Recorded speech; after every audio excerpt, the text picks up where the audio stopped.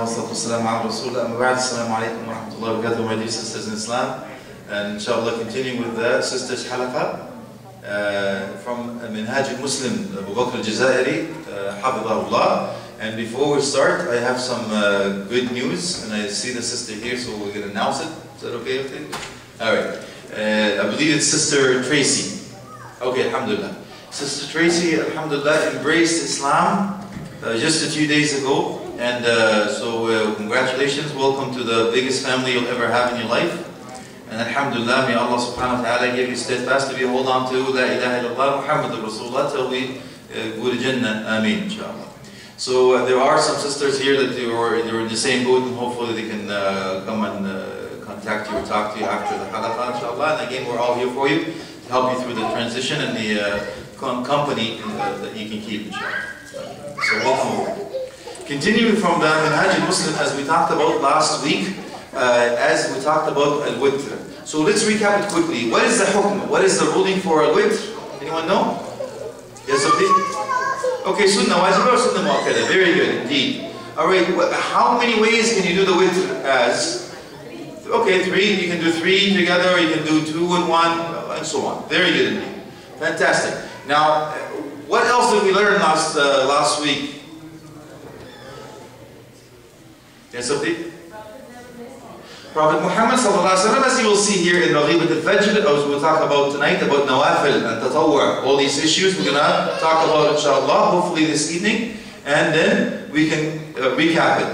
The Prophet Muhammad sallallahu alaihi wasallam did not leave it, but I mentioned something that some of the opinion of the scholar says he must have left it once or so, otherwise it would have been obligatory, right? So Sister Tracy, there's a lot of things here I'm going to be saying that you have no clue what this is all about, so hang in there. And some of the things I take for granted, I speak in Arabic, and I will do my best to translate it in English, so it's not taken for granted that you understand what it is. So hopefully, one at a time, we will help each other through this. As you will get used to it, it will become second nature to you. Very good. So tonight, we will talk about the Raghibat al-Fajr, which is the 2 rak'at before Fajr. 2 rak'at before Fajr. And we're going to talk about the rest of the nawafil, rawatib, meaning what you do when it comes to the sunan of the fara'id, the 5 obligatory prayers, and what is the hikmah behind it, and what is the wisdom, and so on. When is the time that you cannot pray, and so on, according to Abu Bakr al-Jazairi, hafidhahullah. So Raghibat al-Fajr, when it says, هي مبتدأ صلاة المسلم في النهار. As the witr was the end of the salah for the Muslim at night, Raghibat al-Fajr, the 2 rak'at of the Fajr prayer, or Subh prayer, the Sunnah, is the beginning of the day. The beginning of the day of the Sunnah for the Muslim. This is how important it is, inshallah. We start our day with a Salah, we end our night with a Salah, connection all the time. As you'll see, there's so many ways that you can pray, and so many issues. When you need anything, there's a Salah for it. And we talked about how important the Salah was before. Even in the times of war, you're not exempt from the Salah. Even in the times of war, subhanAllah, you're not exempt from the Salah. So it says, Prophet Muhammad sallallahu alayhi wa sallam says, رَكْعَةَ الْفَجْرِ خَيْرٌ مِنَ الدُّنْيَا وَمَا فِيهَا. This hadith is narrated in Sahih Muslim. Prophet Muhammad sallallahu alayhi wa sallam said that these 2 rak'at of Raghibat al-Fajr, the Fajr, Salat al-Subh, it is better than anything about on this earth. So you can put that in one side. We haven't even started Fajr yet. You know, we're working on. And we said before that the Sunnah is like a warm-up, right? The Sunnah is like a warm-up to get you ready to pray the Fard, which is the obligatory prayers. So before these obligatory prayers, you're sort of warming up, as we talked about before. And again, Prophet Muhammad says, لا تدعوا ركعتي الفجر وإن طردكم الخيل. Do not leave those 2 rak'at of Fajr. I should be recording this one too. I'm sorry, it's there. Do not leave the 2 rak'at of Fajr, even if the horses are running after you, even in a state of war. See, even in that, you still do not leave the 2 rak'at Fajr. And we'll talk about when you can preferably stay away and make it up to what time. If you have questions, please feel free to ask, and if you want to leave it till the end, by all means feel free. Time, but waqtuha, what is the time that is allotted for رغيبة الفجر, which is the 2 rak'at al-fajr. He says, وقت سنة الفجر ما بين طلوع الفجر وصلاة الصبح. The actual time for it is from the time of Fajr, which is the Fajr al-Sadiq, when the time is actually entered, till the actual Salah of Salat al-Fajr or Subh. However, there are certain times that you cannot pray.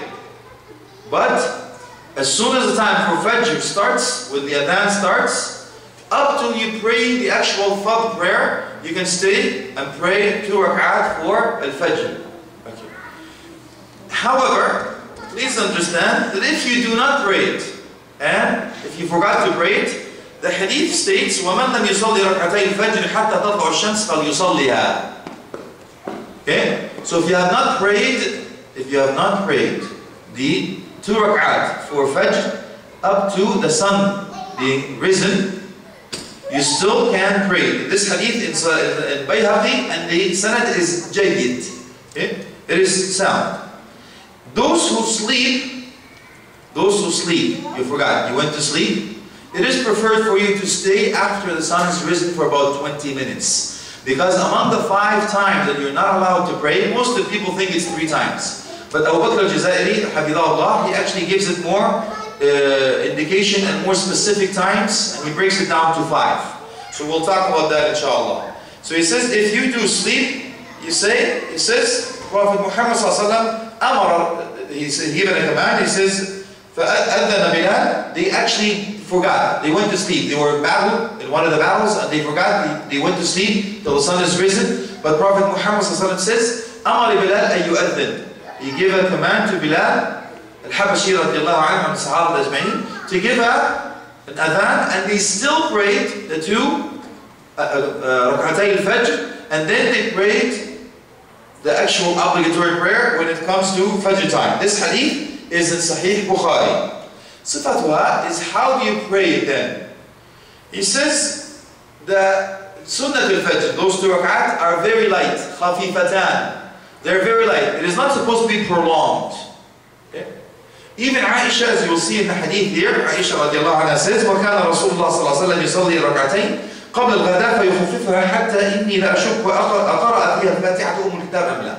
He says he used to pray 2 rak'at very light, and I used to be doubtful. Did he actually pray with al-Fatiha, al-Kitab? It means what? The mother of the book, which is obviously al-Fatiha, the first chapter of the Quran. Why was it called Kitab? Because it covers almost everything. MashaAllah. It covers pretty much everything, and it's every ayah, every verse, every chapter in the Quran and surah is derived from al-Fatiha. Okay, so that's why they call it Kitab, the mother of the book. So Aisha radiallahu anha says that actually he used to pray 2 light rak'at, not too long. Okay, and even I was doubtful whether he actually prayed with Kitab, al-Fatiha or not. This is in Muwatta Imam Malik. And when Prophet Muhammad sallallahu alaihi wasallam used to also say, وَكَانَ رَسُولُ اللَّهِ صَلَّى اللَّهُ عَلَيْهِ وَسَلَّمْ يَقْرَأ فِي رَكْعَتَيِ الْفَجْرِ قُلْ يَا أَيُّهَا الْكَافِرُونَ وَقُلْ هُوَ اللَّهُ أَحَدٌ وَكَانَ يُسِرُّ بِهِمَا. So he used to recite Al-Fatiha, and in the first rak'ah, and he would recite after Al-Fatiha, he said, قُلْ يَا أَيُّهَا الْكَافِرُونَ. And the second rak'ah, he used to recite Al-Fatiha, and he used to say, قُلْ هُوَ اللَّهُ أَحَدٌ. Okay? So now, from now on, if we didn't know that, no problems. But we're learning, inshallah, so we can do our Islam properly. And we talked about Aqidah first, right? Mu'amalat, how do you deal, how is our belief, concrete. And now we're talking about fiqh issues and the ibadat, and how to do the acts of worship properly. And he used to do that in silence, so it was not out loud. Even though Salat al-Fajr is out loud, but the Sunnah, the voluntary act of worship on that, is supposed to be silent. Okay. Any questions about the Sunnah al-Fajr, 2 rak'at? Remember, Prophet Muhammad sallallahu alaihi wasallam did not leave him. They did not leave him. Go ahead, Ukhti.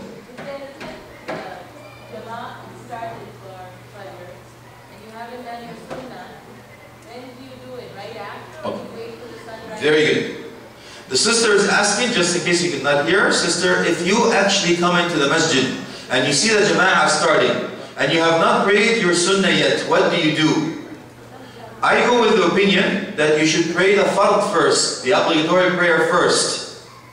I understand there's one madhab says you pray first, I won't go there, that's fine. But the hadith says, إِذَا أُقِيمَتِ الصَّلَاةِ فَلَا صَلَاةَ إِلَّا الصَّلَاةَ الْمَكْتُوبَةِ. If the prayer is established, like the iqamah is done, Allahu Akbar, Allahu Akbar, and the iqamah. When it's established, no one should pray any other prayer except with the obligatory prayer. So we mentioned this before, just to remind each other. What if you actually just started the sunnah and then the iqamah is done? One of the opinions says, if you are in the first rak'ah, make the taslim and come out of your sunnah prayer to make sure you catch the obligatory prayer. However, if you are in the second rak'ah, the scholar, some of the opinion says that you can actually complete the sunnah, then you would be able to catch the first rak'ah at the fard. Wallahu a'lam. Did that answer your question, Ukhti? Wallahu.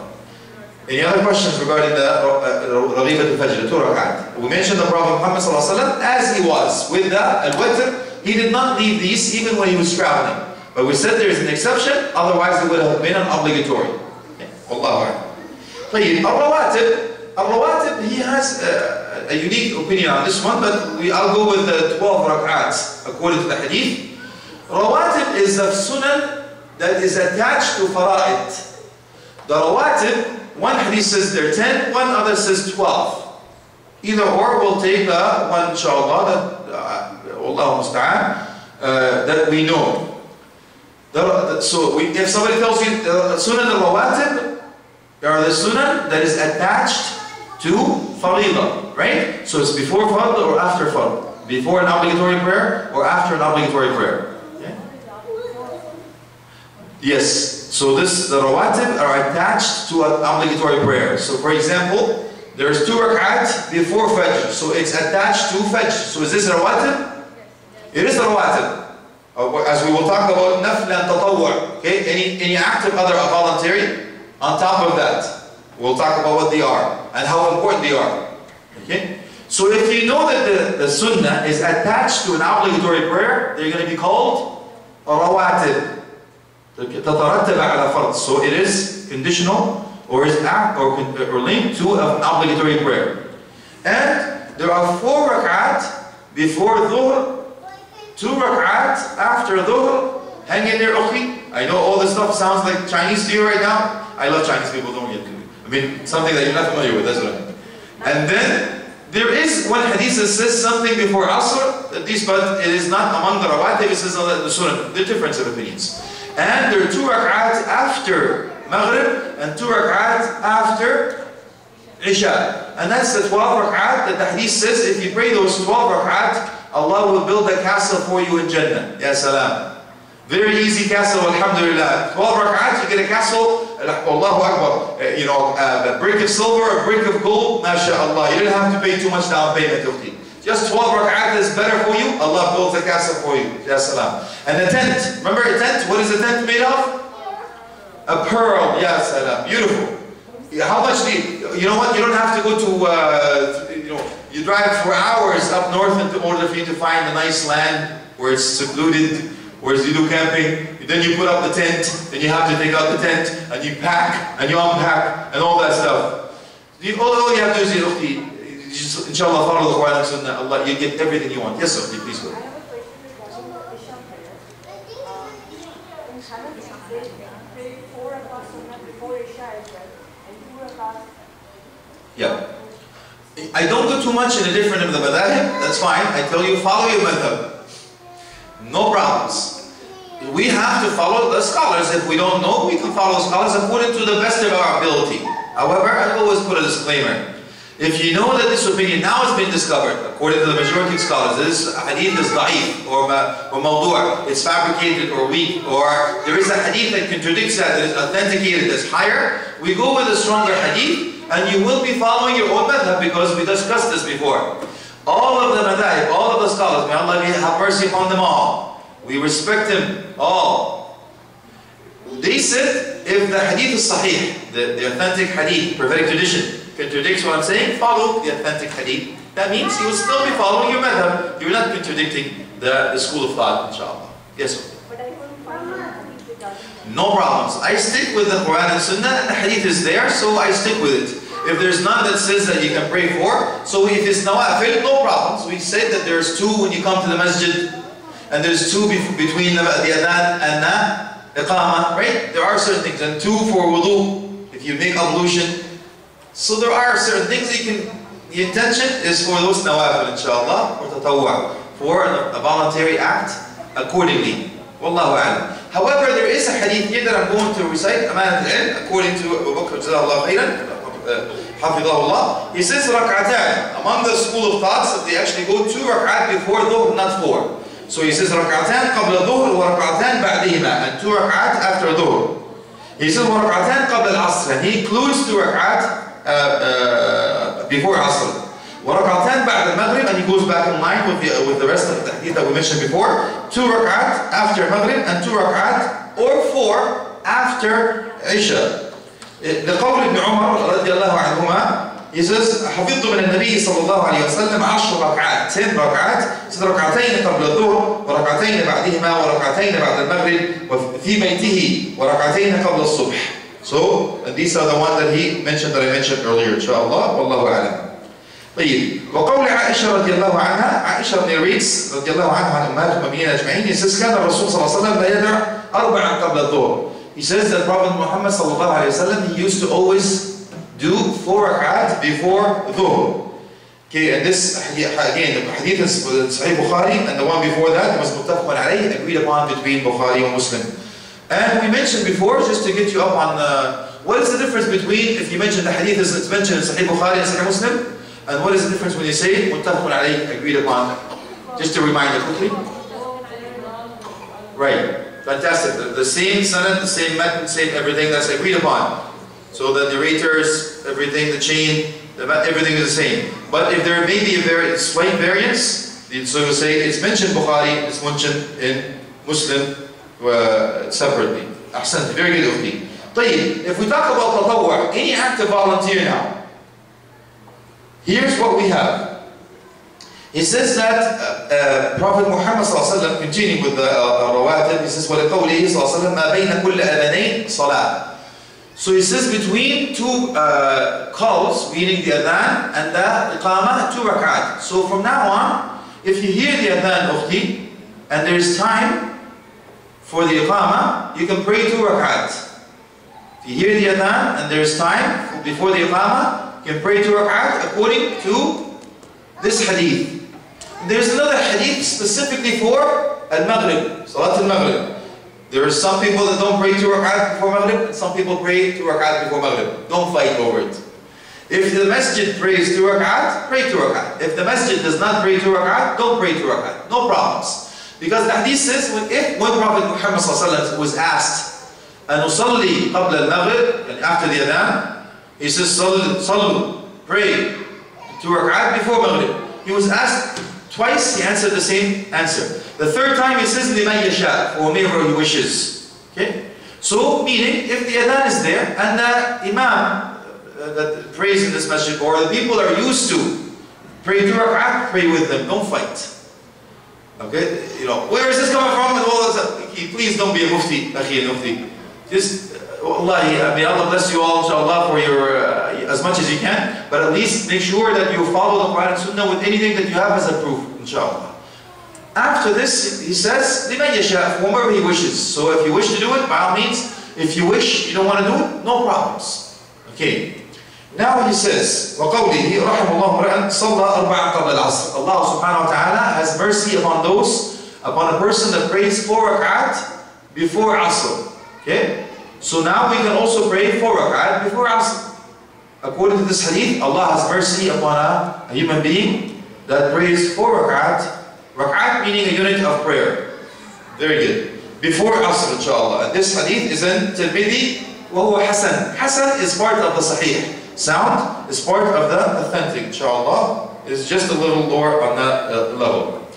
Now, any questions on the rawatib? Any questions on that rak'at that is attached to a prayer? Yes, Ukhti, go ahead.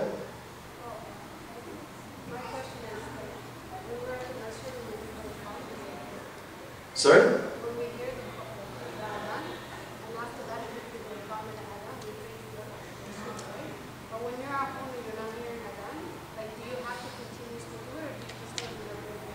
Okay, it's conditional. If you hear the adhan, because that's what the hadith says. Ahl al-Zahir, they go literally according to what the hadith says. So if you don't hear the adhan, according to Shafi'i, you're supposed to make the adhan. Even in the desert, if you're on your own. Among the scholars says, actually, make the adhan, you get more reward, and everything that usually gets will testify for you on Judgment Day that you actually declared it. Okay? And then you make the iqamah, accordingly, inshallah, you'll get more reward, and then you pray. Wallahu a'lam. So if you have the adhan called, you have that rukhsa, you have the permission to pray the 2 rak'at between the call of prayer and the establishment of the prayer, which is called the adhan and iqamah. Okay, so there's a lot to cover there for the new system. Yeah. No, okay. Women are allowed to read the adhan? No, women are not allowed to read the adhan. Okay, okay? Yeah, so it is, this is something that we, for the actual fact, that is, you know, it goes out. Okay, okay? So it is not permissible for that.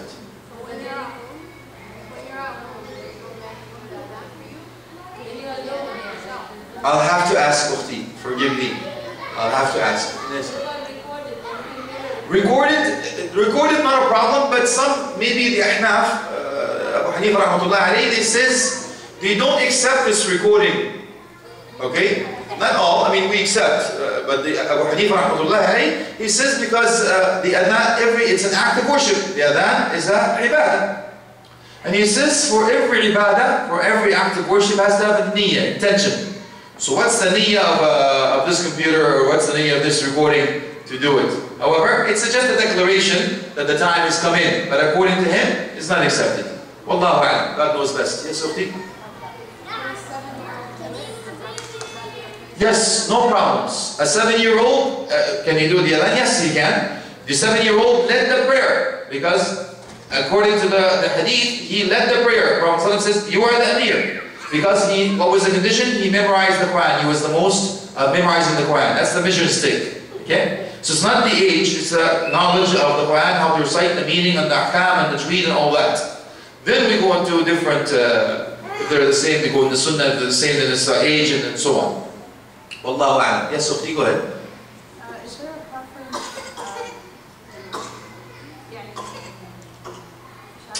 As soon as somebody says Yani, I know they're Egyptian.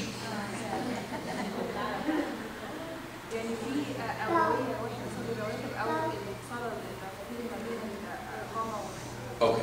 The sister is asking, is there a priority or something that has precedent over the other? The sunnah al-rawatib or nawafil? I go with the rawatib. Okay? The rawatib is closer because it is attached and it is more of what we read accordingly, inshallah. These has priority over the other ones. If you do the rawatib, then you have time. If you do the nawafil, as you will see, other than that, by all means. It is like you have, I don't want to say a piggy bank, a land bank, or halal piggy bank, whatever you want to call it. You add in some money, right? It's exactly what it is. You add in more money in the bank. With Allah subhanahu wa ta'ala, they say you can withdraw that. And you will see why, how important the sunnah is, and nawafil, and all these things. The voluntary acts of worship.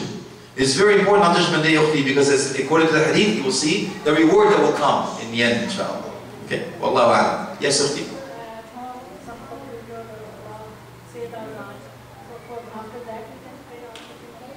If somebody calls the adhan, is there a prayer after the adhan? Yeah, sure. If it is the time for prayer, so that's the adhan. According to my madhab, they don't take, as I mentioned earlier. But there is time for you to establish the prayer. So you haven't established the prayer. That's the time between the 2 adhans, meaning the adhan and the iqamah, the 2 declarations. Yes, you do have the time to pray the 2 nawafil between the adhan and the iqamah. Ukhti, wallahu a'lam. Yes, Ukhti?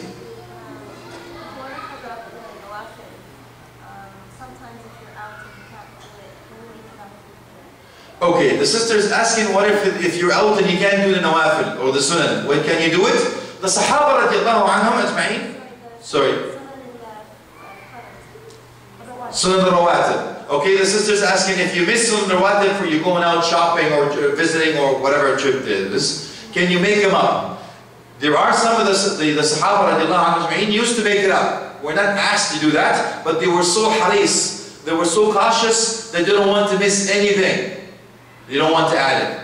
You're not asked to make it up, ya ukhti, if you don't want to, or if you miss it. Right. If you want that castle in Jannah, you don't want to miss it, go ahead and do it. I can't tell you not to. Because it is narrated that some of the Sahaba were that careful. If they missed the Sunnah, they would make it up. Wallahu a'lam. God knows best, of course. Okay? Allah. طيب, أختي, please go ahead. My question is that the way I was raised, the difference between Sunnah and Nafil was taught as Sunnah was just something that we followed because Prophet did it. But Nafil was purely an extra ibadah that you did. Right. What's the difference between the two? Some of the scholars actually say there's no difference between the names. They're all under umbrella Sunnah. Then Rawatib, Nawafil, Tatawwa, active voluntary acts of worship. Then Nafil extra, and then you do the Sunnah, meaning to follow the command of Prophet Muhammad sallallahu alaihi wasallam. But they're all under extras other than obligatory prayers. Wallahu a'lam, God knows best. But we don't get caught in the weed, inshallah. We can, these things are not that important for your knowledge, no problem, but I wouldn't pay too much attention to it, inshallah. But God knows best. Some of the scholars says they're all under the umbrella of the sunnah, other than obligatory prayers. Wallahu a'lam. Nafil, extra, tatawwa, voluntary, sunnah, to follow the path of the teaching of Prophet Muhammad sallallahu alaihi wasallam. God knows best. Any other questions? We're good? Please, we can continue now, inshallah, with التطوع أو النفل المطلق, meaning the absolute that is not obligated or specific according to a specific prayer and so on. So among them, it says al-fadl. What is the benevolence? What is the virtues of this type of prayer? He says, Prophet Muhammad sallallahu alaihi wasallam says, ما أذن الله لعبد في شيء أفضل من ركعتين يصليهما وأن البر الذي فوق رأس العبد ما دام في صلاته. Prophet Muhammad ﷺ says there are 2 rak'at that Allah subhanahu wa ta'ala has given you. Nothing better than this. And don't more than those 2 rak'at. So he's telling you this virtues between those 2 rak'at. There's voluntary. Anything that extra on top, what Allah subhanahu wa ta'ala has given you. And remember the hadith Qudsi says, whatever I've given, what is best for my servant is maftaratuhu alayh. Whatever I have made obligatory upon my servant. وَمَا زَالَ عَبْدِي يَتَقَرَّبُ إِلَيَّ بِالنَّوَافِلِ. And my slave still comes close to me with the nawafil. Any extra above and beyond the obligatory prayers. حَتَّى أُحِبُّ. Till I love him. And when I love him, in a way befitting His Majesty, of course, I would be the eyesight that he sees with. I would be the hearing he hears with. I would be the hand that he strikes with. I would be the feet that he walks upon. Explain. First, we says the best thing you can do is the obligatory acts of worship that Allah subhanahu wa ta'ala ordained us to do. On top of that, it says you come closer to me even more if you do the voluntary acts of worship. And when you do, I will love you. What happens if I love you? I will be the vision you see with, the hearing you hear with, the hand that strikes with, the feet that you walk upon. Some of the scholars says that you will see things that normal people do not see. Or you would not be able to see things that are haram. You would have an automatic shower valve. We talked about that before. Right? If you become close to Allah subhanahu wa ta'ala, you would have. Not just the obligatory prayers, the voluntary active prayers. You're doing this on your own now. That you mean that you love Allah even more. Not just the fard. Because the hadith says, when the man came to Prophet Muhammad sallallahu alaihi wasallam, says, if I only do the fara'id, no more, no less, of the pillars of Islam, I will pray the 5 obligatory prayers in a day. I will fast the month of Ramadan. Okay? And I will pay my zakah. No extra fasting, no extra salat, prayers, no, I will only pay my zakah, obligatory. No sadaqah, no voluntary. And I will do the hajj just once if I have the choice. It says, أَفْلَحَ إِنْ صَدَقَ. He is successful if he's truthful. So if you do the fara'id, alhamdulillah. But we mentioned before that one narration says that if you don't do the sunnah, Prophet Muhammad sallallahu alaihi wasallam will